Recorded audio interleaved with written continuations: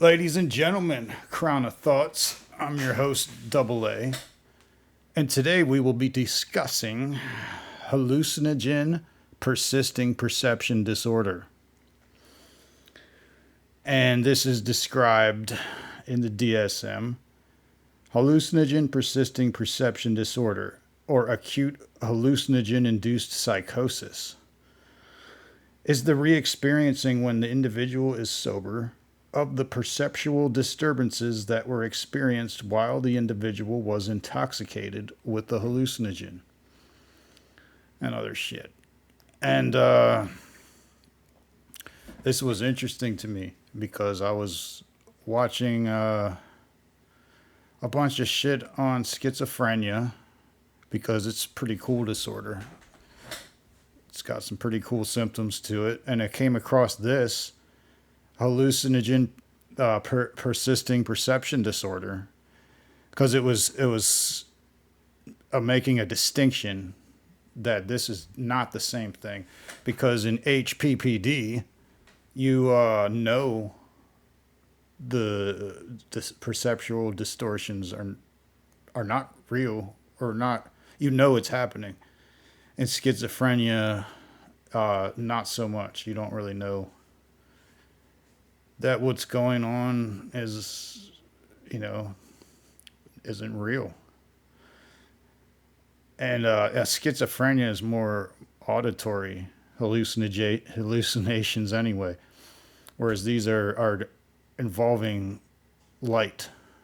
A lot of them involve like light and perception. And this popped up, and I'm like, what the fuck?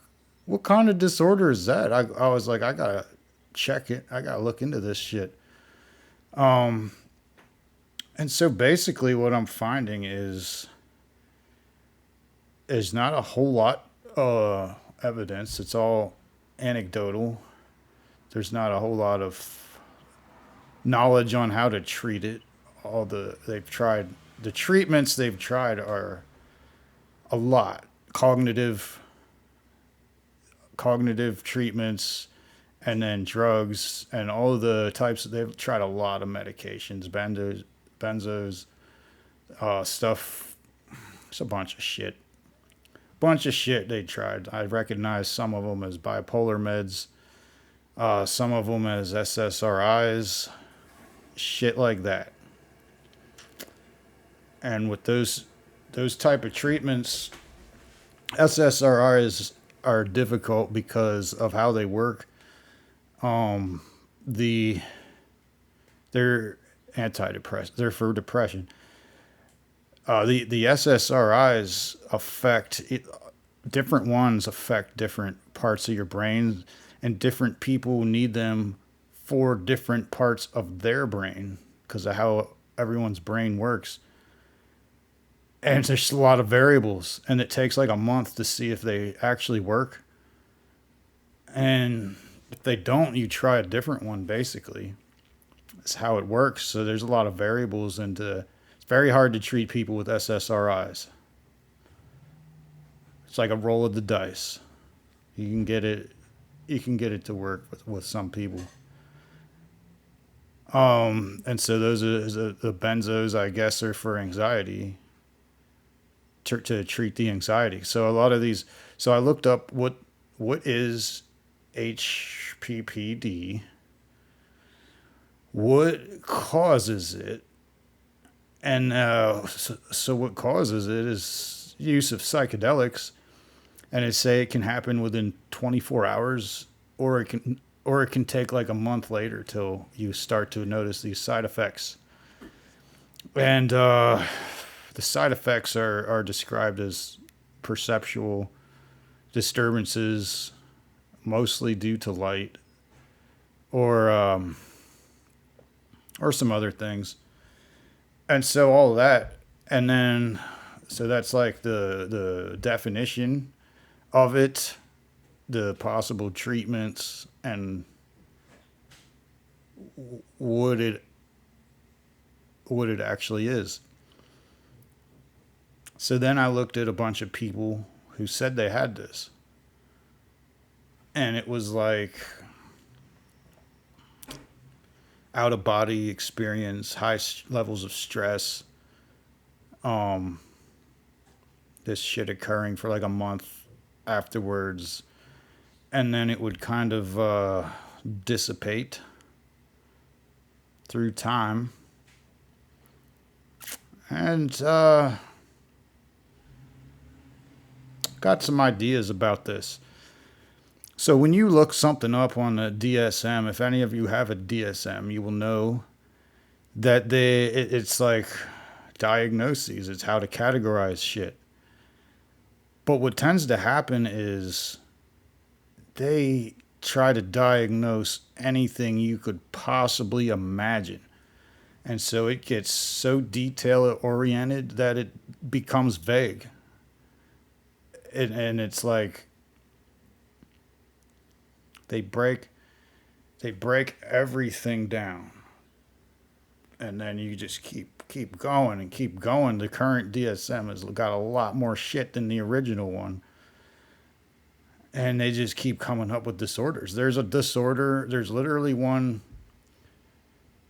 for if you have a loved one that died, and the depression and the grief from it persists, like persisting death grief disorder or some shit.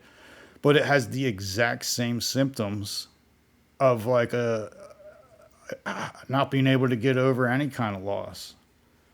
It's but it specifically says someone that's died, but you can parallel it to any. The symptoms are the same as like anything, like a breakup or a loss of whatever. You lost your job, you got divorced, whatever. All them symptoms are the exact same, but this is a specific disorder on someone that died, and so it doesn't make a whole lot of sense. And you probably see where I'm going with this. HPPD,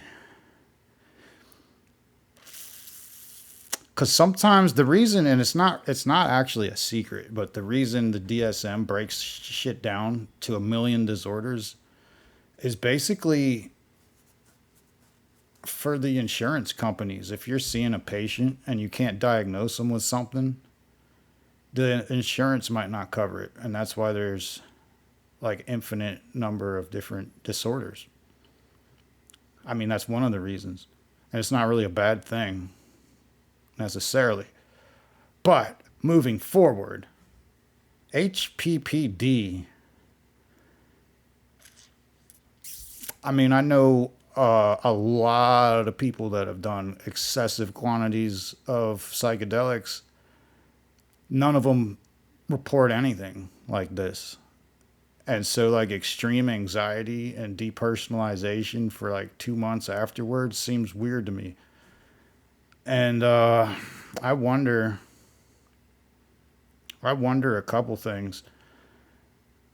If maybe and it's mostly with people that have had a real bad trip, and that says something to me too. So perhaps they learned something or thought something in that trip that was like unexplainable but bad, or like they realized something about themselves and they were like, nope, I'm not going there. Because if you have ever realized some shit about yourself doing that, and you're like, oh fuck, man, really, oh my god, damn, and you just take it as like anything in life, like a chance to learn some shit, and you fight it, maybe that would make you go get all kinds of anxiety and shit like that. So maybe there's that. Um, maybe they just couldn't handle it and they couldn't figure it out. Maybe they couldn't figure it out or couldn't figure, because there's like PTSD is when something real traumatic happens to you. You can, if someone does something really awful to you and you can't figure out what would cause a human being to even act like that in the first place, let alone do it to you, and you try to figure that out, and you can't figure it out basically, and so you just keep trying to figure it out indefinitely, and come up with nothing. And that's kind of what PTSD is. A lot of times it occurs with betrayal, malicious intent. Sometimes it can occur when you realize you're capable of doing something horrible, or when someone else has done something horrible to you, or variations of it due to extended chronic periods of stress where you couldn't cope. Shit like that. So, where was I going with that? Oh, yeah, so maybe it's something like that. And it just starts to go away. Because what they're describing is like what would happen with any bad thing. They're like, you feel like shit. And so the one thing they said is the more they focused on other stuff, the more it went away. So that to me would be like basically any bad thing that happens to you. It fucks with you for a while, and the more you keep doing something else, the more it kind of goes away. And so there's that. And so let's go to the evidence. They did a bunch of case studies. Some of the older ones were they had done a case study on 500 Navajos that took mescaline or peyote, and they found nothing. And then they did a larger, the largest case study they did was 5,000 people, where they gave half of them mescaline and half of them LSD. The LSD ones reported nothing. The mescaline ones, like 5 people reported this disorder. But this disorder has changed its definition too since when they came up with it. Recently, they've done like more, like real small case studies, like sampling like fucking 20 people and shit. And it's just real weird. They did one with the control. They did one where they had 3 groups. One group of people had done hallucinogens and not had this disorder. One group did them and did have this disorder, and one didn't do them at all. And they were testing perception and color. The ones that did none of this shit were the best at perceiving the whatever test they did. I don't know the exact test. The ones without didn't do any of these substances did the best. The ones that did LSD but did not have these symptoms were in the middle. And then the worst ones were the people that had this HPPD. So there's something, but it was not a whole lot of people they sampled. So there's really not a whole lot of anything about this that's conclusive. And so I wonder if it's just the increased pattern recognition too, that they're saying is perceptual, whatever, misinterpretation. I don't know. But the increased pattern recognition, sometimes maybe it can make an inanimate object. Your mind can perceive it in an increased. You have increased pattern recognition, so it tries to make it into a thing, as if it was a pattern. And then you look out of the corner of your eye and you're like, oh shit. I don't know if that's a thing that they can't handle or what. Maybe it's like people with different types of minds. Everyone's different, you know. Who knows? Maybe it only happened in certain analogs, a certain variety of chemicals that weren't even LSD, but were some kind of analog, and maybe that's the cause of it, is a specific thing, because there's a million things out there you can pass off as, and so perhaps it could be that. But for me personally, this disorder, I'm going to go ahead and call bullshit on this, because there's just too many damn disorders out there. And this is just a variation of some shit that's like, I don't really call it a disorder. Like if you drink a 12 pack tonight, you're going to wake up hungover. That ain't a fucking disorder. You know, if you eat ecstasy tonight, you're going to wake up feeling fucking retarded. That's not a disorder. So if you do a bunch of psychedelics and you're like seeing little flickers of light for a month afterwards, I don't know that that's a disorder. And I don't know that that should be very stressful for you. I really am not a fucking psychologist, though, or a therapist. So I don't know. But this disorder was cool. The name of it, I popped up and I was like, dude, I bet not many people know about that.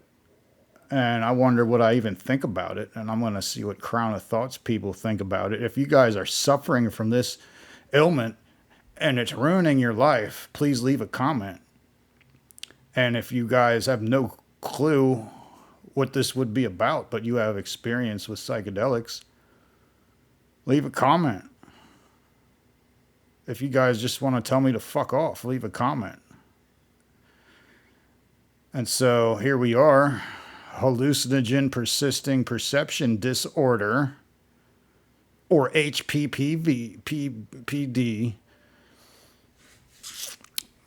And there you have it, man. I personally think this is just making a fucking mountain out of a molehill.